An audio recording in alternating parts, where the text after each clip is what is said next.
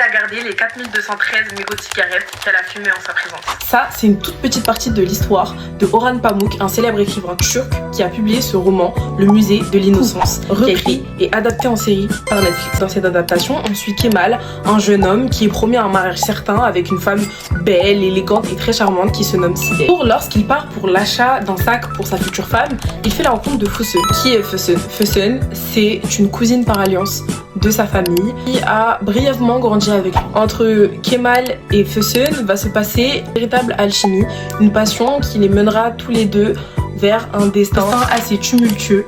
Amour, peine, détresse et surtout absence. Mais qu'est-ce que j'en ai pensé en fait? Parce que that's the whole point en fait.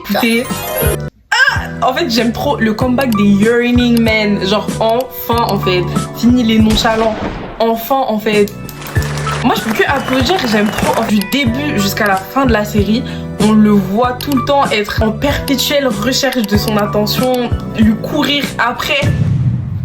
C'est quelque chose franchement incroyable. En plus, elle est belle, elle est sûre d'elle, elle sait ce qu'elle veut, période. La plume aussi et la narration de la série, j'ai énormément apprécié. Je trouve que ça a vraiment donné un peu où on sent vraiment que c'est un livre qui a été adapté en une série et pas l'inverse. Parce que souvent, dans certaines séries, mais la narration, etc., elle se perd. Et il y a plein de choses qui sont changées dans le script, etc. Et là, mais j'ai tellement aimé, genre, les Yearning Men, le retour. Déjà, Bridgerton, Benedict, Yearning Men. Encore une fois, cette année, c'est l'année des Yearning Men, period. Et c'est tout. En fait. Moi, franchement, sur 10, je pense que cette série, je lui mets 8,5 parce que j'ai vraiment trop kiffé. C'était vraiment très très bien. J'ai énormément apprécié.